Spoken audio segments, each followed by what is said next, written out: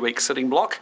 As you've heard Louise Upson and I say yesterday, people under the age of 25 on job seeker support risk spending an average of 18 years on a benefit over a lifetime. Our government doesn't want to see people who could be working trapped in welfare dependency, and that's why we'll always insist on work as a central solution to poverty. Our goal is to help everyone lead lives of dignity, independence, self-reliance, and above all, work, because work gives people something that welfare never can. New Zealand is a society that works on both rights and responsibilities. They help make our society fair. Removing the entitlement to get a benefit helps incentivise work, training or education for 18 and 19-year-olds. Ultimately, those will be positive paths to a more fulfilling life than one spent on and off welfare. The good news is that Treasury has forecast 240,000 jobs being created over the next 4 years, and the economic recovery is underway, especially so in the regions. Just moving to tomorrow, we'll release our Q4 work plan as we push on with the changes that New Zealand needs to get growing. And then finally this week, I'll be welcoming Lawrence Wong, Singapore's Prime Minister, to New Zealand. Of course, New Zealand and Singapore have a very strong and enduring relationship built up over many years, and Singapore is our fourth largest trading partner, with two-way trade having topped $11 billion. And with that, very happy to take your questions. Prime Minister, just on the job vacancies in the regions, there are many areas in New Zealand where there's very few vacancies but quite a few job seekers. Cut it over to 3 current job vacancies on Trade Me, lead to about 685 job seeker recipients. If you're a 19-year-old, your parents earn over the cap of this, and you live in one of those towns, would you encourage those people to move? Yeah, I'd encourage anyone to do what it takes to get a job, because a job is better than being 18 years on welfare. And I make no apologies for that. This is a country that has a 5.2% unemployment rate. Go back and look at it over the last 15 years and you'll find that it's much lower than what it has been even through the key English period, for example. And irrespective of that, we know that this is an economy about to create 240,000 new jobs. And so young people, we don't want to send a message to them that 18 or 19, that you just drift off into welfare and that's the best lot that you've got. I'm not happy to consign young people to a life of welfare.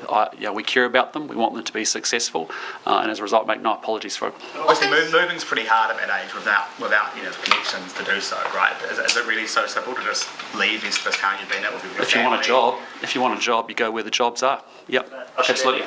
Of those new jobs expected to come online in the next 4 years, do you have any sense about of the split that might be more suitable to those younger people, sort of more entry-level jobs? Look, I'll say is, I think we're complicating it. We've got a reset going on. We are saying to our young people under the age of 25 that work matters. It's so much more beneficial for you than going on to a life of welfare.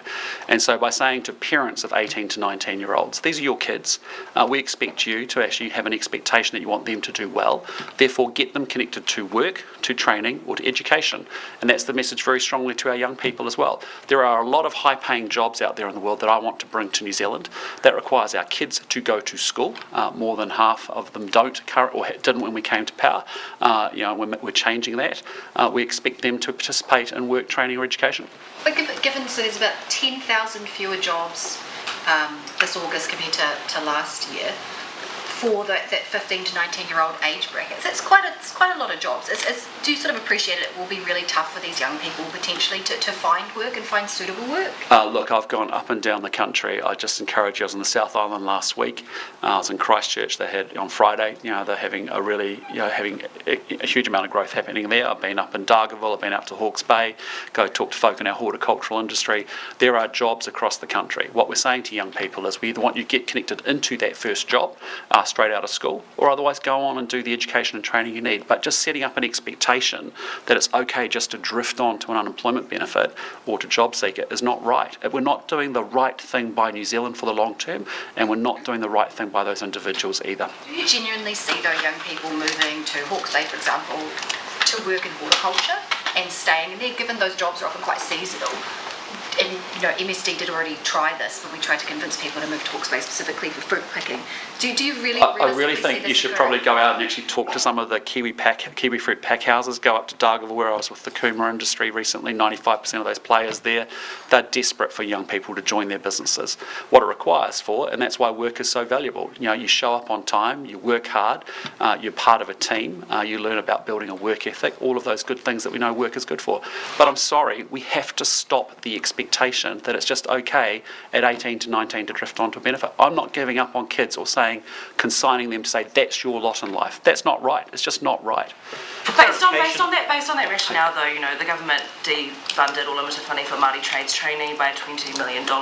So you're wanting young people to go out and get jobs. Māori unemployment rate for rangatahi is significantly lower. So reconcile why you'd make decisions around defunding things that would get people into jobs? Well, we're doing other things where we're actually trying to expand and put our polytechnics back into regional control, as you've seen, with the reforms that we wanted to unwind Te Pukenga, to make sure that we actually put our polytechnics out into the region so that they can actually bridge and connect people into work. We continue to make good investments in that space. We'll continue to do so.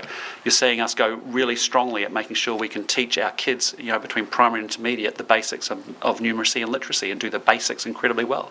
We've made a decision to replace the NCA so that we actually have work-ready students coming out of out of school, so they can connect with jobs. But if there's further work that they need to do in terms of study or education to get themselves work-ready, we want to be encouraging that.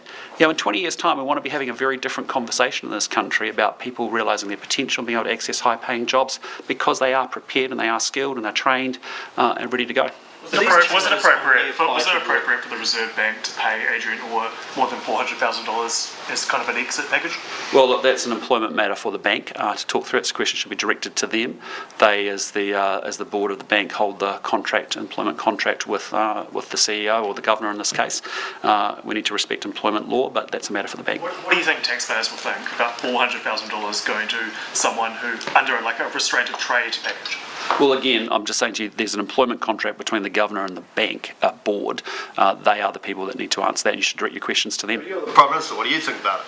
Well, I have a lot of thoughts on a lot of things, but I just say to you, I don't sign off on a contract like that. That is something that is signed off by the board and the governor in the employment contract, and that's an issue that ultimately the board of the bank is responsible for. Would you sign off on a contract like that? Again, I'm not getting into this particular merits of this particular contract. That's not. What job could he go and do that may compete with being the Reserve Bank governor? Again, you'd have to ask the Reserve Bank board and ask the chair for that. Yep. Prime Minister, on the benefit changes, are you expecting them to actually have any net fiscal impact on the Crown, given you're giving these $1,000 bonuses? Sorry, say that again. Are you expecting to actually save money for vote MSD, given you are giving these $1,000 bonuses, and given there will be a new level of kind of monitoring and means testing that has to be administrated? Will we actually save money at all? Look, I mean, I think the estimates are that we might save, $39 to $40 million a year on the proportion of 18 to 19-year-olds that are going to be impacted by this. Remember, some aren't because their parents have very low incomes. They may have kids their own, or their parental support and relationship with their parents are broken down. The other piece is, yes, there's a cost associated with a $1,000 bonus, but I think you've got to think about it a bit in social investment terms, which is that we're paying maybe an 18 to 19-year-old $14,000 a year, 20 to 22-year-old, $16,000 a year. If they're forecasted to be on welfare for 18 years over the course of their lifetime, when you think about the value of all of that, making this, that what we're trying to change is actually the trajectory of where those lives are going. So they're not just consigned into a life of welfare; they actually get connected to work and more opportunity as a result. Is there special advice on those savings over time, or? Well, as I said, those are the component parts. But as I said, ultimately, this is not about the savings. This is actually about setting up a different expectation for under 25s to say, hey, listen, in this country, we care about you. We're not prepared. Maybe previous governments have been happy to do that, just to write you off and consign you to a welfare list. That ain't going to happen. What is your government trying to achieve with the changes to fair trading laws that has sort of frustrated the sector groups and caused them to write to Nicola Willis and Scott Simpson? Look, I'm not going to comment on that now because I know it's an ongoing conversation that's still happening as that's working through our system. I know there's meetings happening with different sector groups around that policy right now. Why is it secret though? Why isn't there wider public consultation on these changes? Well, there obviously will be in due course, but there's a proposal on the table which is actually still getting engagement with stakeholders, which I'll let that continue to play out. Are you surprised by the sort of response you've had from them, those sector groups? No, I expect sector groups to give us the input that we need to do to make sure we make better regulation and better legislation. That's a requirement that we have, and it's important that we actually get that feedback as well. So I'm going to let those conversations take place between ministers and different sector groups as they build that out. Are you worried that you're going to be applying more red tape to businesses through these changes? No, our goal in the government is to remove the red tape and the green tape that's holding this country back, absolutely. Prime Minister, Taxpayers Union worries that the design of the benefit policy might disincentivise some low-income parents parents from working, so they drop below the cap.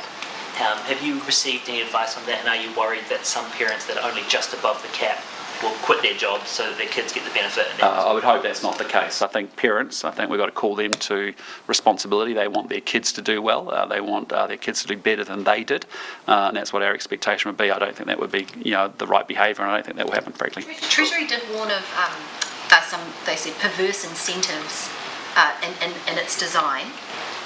At the budget, they warned of that in part of the budget documents. Did you get any briefings on that, or do you have any sense about how that potential perverse incentives have been modified or adapted? What are they, Bridie? Well, they didn't actually outline what they were. No, They just said Funny there's that, some perverse incentives. Yeah. So did you get any briefings? We get on advice all the time, but we've got a policy here, which is actually we're sending a message very clearly to 18 to 19-year-olds.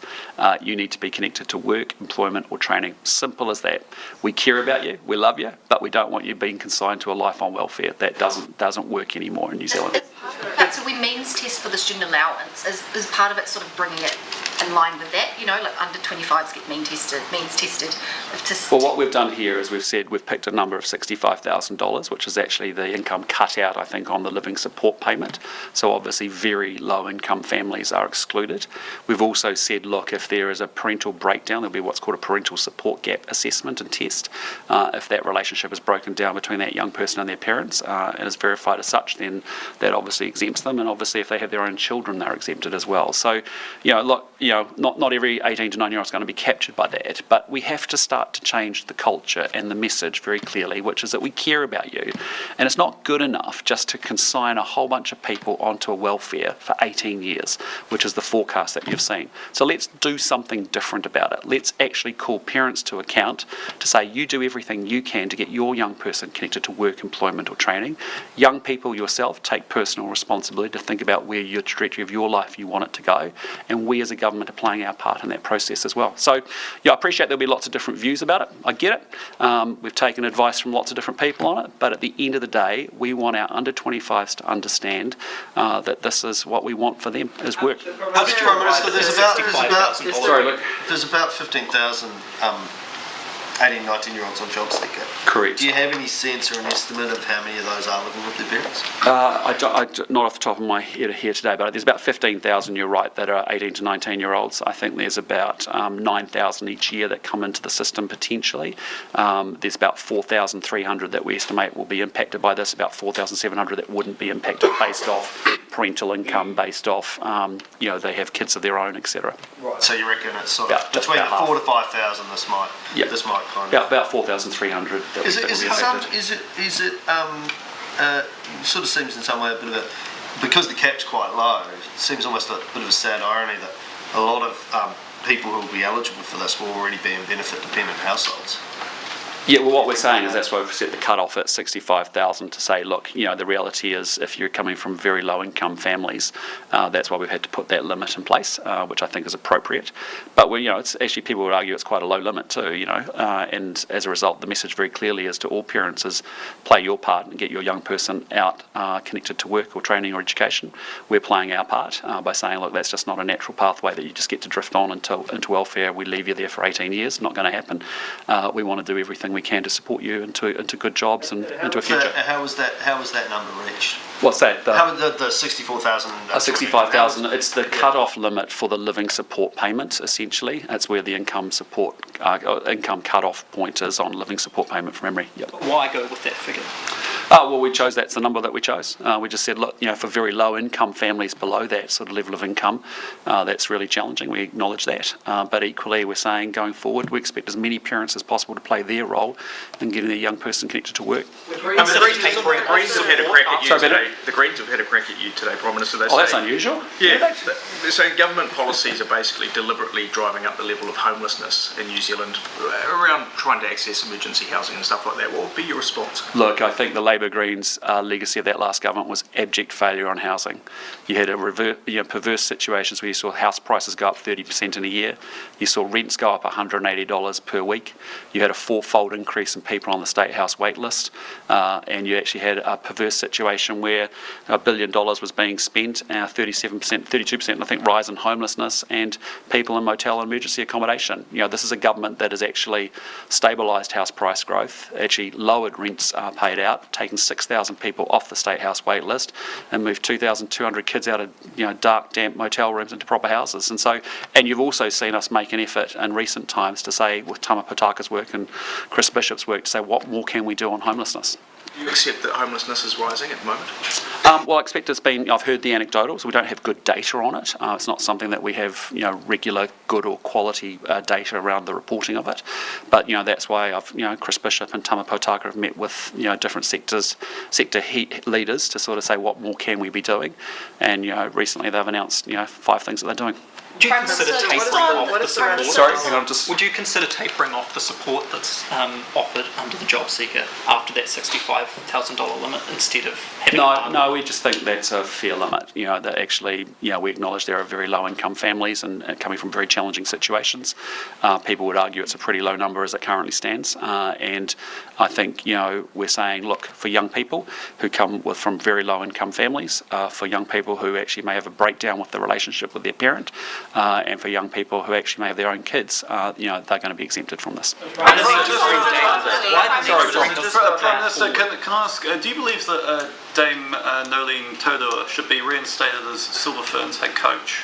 Mate, I don't know. I'm responsible for a lot of things in New Zealand, but that is not one of the things I'm responsible for, and I don't know the details or the background to any of that. You made some comments on Hosking's programme this morning. I was just asked for my views as a CEO, former CEO, how I would manage staff and relationships, and what I explained to him was in most of the jobs that I've had, I've made sure all my team that report to me and all my senior leadership team get what we call 360-degree feedback from below, around and above them in terms of the management and their own employees, and we spend a lot of time building out and sharing that feedback with them so they can get better and sorting that out. Do you think, as a former CEO, in this case, that the situation has been handled appropriately? I'm just not close enough to the detail to know what's going on. So just following on Russell's question around the tapering off. This is how working for families works. Every dollar you earn above the threshold, you earn a little bit less entitlement. It's to avoid a perverse incentive where if you earn $64,999 today, your child gets the full entitlement. You earn $1 more tomorrow, the child loses all of it. It's quite a big step up in terms of the obligation that you as the parent need to provide to help, take care of your children while they look for employment, which isn't always an instant process. Why not taper it? Is it just on that policy design question, not on the broader question around the policy in general, just on that decision? Look, in this case, we just chose that number, and we said that's aligned with the income cutout point on living support payments, which is which we thought was not an unreasonable way to do it. I appreciate there's lots of different ways you can design it.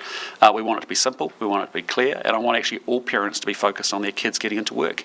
And yes, we've put a limit in there of an income limit, but if you're below that limit, you want to make sure your young person's going to do better than you. That's as simple as it needs to be in New Zealand. The relatives of 2 of the 3 Kiwis being detained by Israel are on a hunger strike. Does that concern you? Look, again, our message here is very clear, is that we've seen these boats intercepted. We've been reassured that all the passengers and protesters are actually safe. There's a reason for why we have had a long-term advisory: do not go to Gaza. It is a war zone, so do not go. But despite that, these 3 individuals have chosen to go. We've had a consular partner check out and meet with the 3 individuals concerned in Tel Aviv. We'll continue to offer consular support in the days ahead. We've conveyed very strongly to the Israeli government that the safety of these Kiwis is paramount. But I'm not going to go and commenting on the individual cases, obviously for privacy reasons, which is a standing position that we have around consular cases. The Greens say that there are National Party MPs who want the government to go further on Israel. Are you aware of that, and what would be your message? No idea what they're talking about.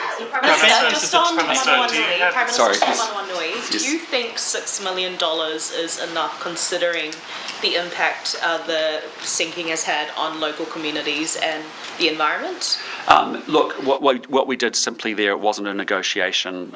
We asked the Samoan government to come to us with what they thought would be appropriate, and then and in good faith we signed up for that. That's the amount of money of $6 million New Zealand dollars. They obviously now will work out how they disperse that into the communities that were impacted around not being able to fish, for example, over the course of that period while we were extracting fuel off the ship. So I think we've been, we just actually basically said no. We're going to front with whatever they actually want us, what they asked for, and that's what they did. Just on the latest defence announcement. On the what? Latest defence announcement last week from Minister Collins. Does it jeopardise New Zealand's involvement with the Ocean of Peace Declaration, seeing that a heavy part of it is demilitarisation in the Pacific region? No, not at all. What you're seeing all around the world is, international, countries internationally, and also you've seen it here in New Zealand increasing and stepping up our defence spending significantly. We don't want to see militarisation across the Pacific or anywhere in the world, frankly, but we need to acknowledge that we need to make sure that we've got militaries that are functioning and are well positioned for the future. All that Minister Collins is talking about, which I fully support, is the fact that we want, as that expenditure increases, we want New Zealand companies and our own defence industry locally here to grow and to be able to participate in that activity. New Zealand, defence companies are highly innovative. Think about the work around boats and uncrewed aircraft. The example was when I was in the UK, checking out our training of those Ukrainian soldiers with Keir Starmer. SIOS, a New Zealand company, had done a deal with unmanned vehicles with the UK Ministry of Defence. All we're wanting to do is, if we're going to spend $12 billion in the next 4 years, we want to make sure that we can build an industry off it and actually make sure that New Zealand companies do well off the back of it. Prime Minister, you've got some social media companies telling the government to taiho on banning social media for under 16-year-olds. What do you have to say to those companies on their position? Look, we're doing the policy work right now. We're looking at what other countries around the world are doing. We'll have more to say about that hopefully by the end of the year. Definitely our plan is to have something in place before the end of the term. We think it's important for the reasons that I've talked about before, is that we have regulations in the physical world. We need regulations in the virtual world. We really want to make sure that we're doing everything we can to protect our kids online. And so I appreciate technically there'll be a whole bunch of technicalities around age verification. You're seeing different countries wrestle with that as they are developing their policies. We're staying close to all those developments. We'll have more to say about it in due course. How fair do you think it is for those companies to argue that social media is a good place for teenagers to be? I think there's strong evidence for under 16s to say it can be really harmful. I think about the amount of cyberbullying that we've seen. One of the things that people play about with me as I move around the country, particularly in schools, is that there's a lot less cyberbullying happening when we ban the mobile phones across schools. I think that's a good thing. So I think we can find a way to actually say we're going to protect our kids under the age of 16. We're going to then and make sure that we have the limits in place in the virtual world that we put in place in the physical world. Anthony Albanese says there's no question that Australia's decision to recognise Palestine, along with other countries, has helped with the Gaza peace plan, being developed by the Trump administration and finding legs, that they've kind of pushed things along. Is he right? Well, look, we'll all have our different views on that. There's good people on all sides of the recognition debate. But the recognition, put it to one side, the main event is actually making sure we get to a ceasefire. And what you've seen with President Trump's 20-point peace plan is a lot of the stuff that we've been advocating for very strongly. Hamas must release hostages. Israel must pull back its military actions. We must get to a ceasefire. So, I would just say to you, we came to our position. Many of our friends have the same position. Some of them don't have that same position. But the reality is recognition, I don't think, is the main event. The main event is getting the parties to the table to have a negotiation on a ceasefire. The Winston Peters argument and New Zealand's argument has been that those countries recognising Palestine has actually been counterproductive, that it's led to a worse outcome in Gaza. If we're now seeing a peace plan move ahead. Does that mean the New Zealand argument was wrong? No, I just would argue too, I don't think recognition has an influence on that. I think what is having an influence on that is the humanitarian catastrophe that we've all been watching over the course of the evenings, and it's just unacceptable, and it has to stop, and the killing has to stop.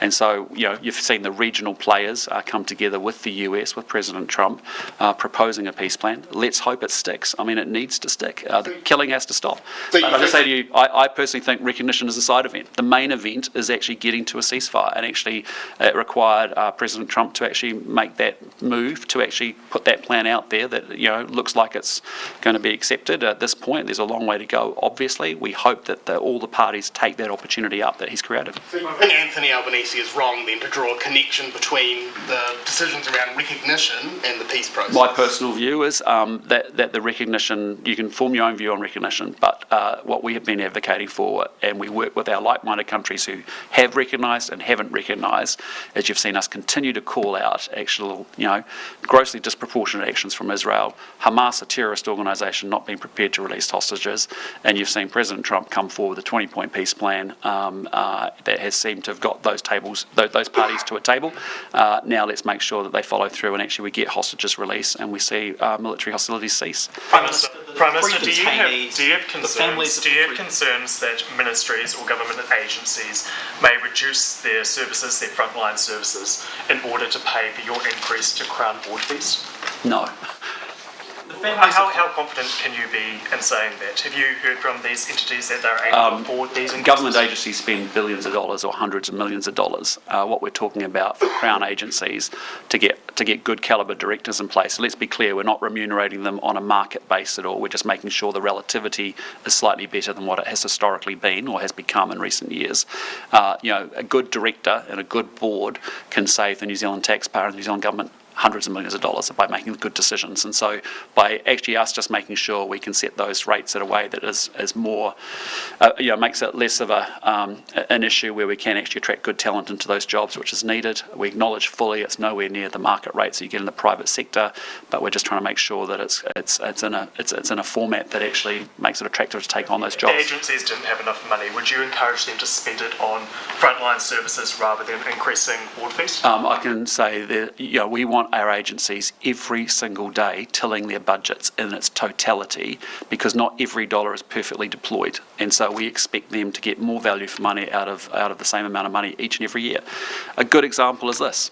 So here in New Zealand it used to be acceptable to have $1.2 million to build a classroom, to provide a classroom out into education. By saying, sorry, you're going to do standardised buildings, we move it from 20 to 65%, we drop the cost to $620,000 already. Now we can do twice as many classrooms with the same amount of money. Now that option was available to Chris Hipkins over 6 years. They didn't take it. He was the education minister. We happened to deploy that money in a much better way with better management and therefore better results. That's an example of what I'm talking about, that mentality of saying, I have $100, how am I going to spend that money more effectively, more efficiently each and every day, says to me that actually they can more than comfortably accommodate through their baselines any increases in director fees. All right, last question, I have to go. The families of the 3 detainees in Israel are calling for sanctions. They say not enough has been done to support Palestinians. What's your response? We have imposed sanctions. We've imposed sanctions on Israeli settlers. We've imposed sanctions on ministers of the Netanyahu government. And we also don't have a tremendous amount of trade, so there's not much trade to deal with.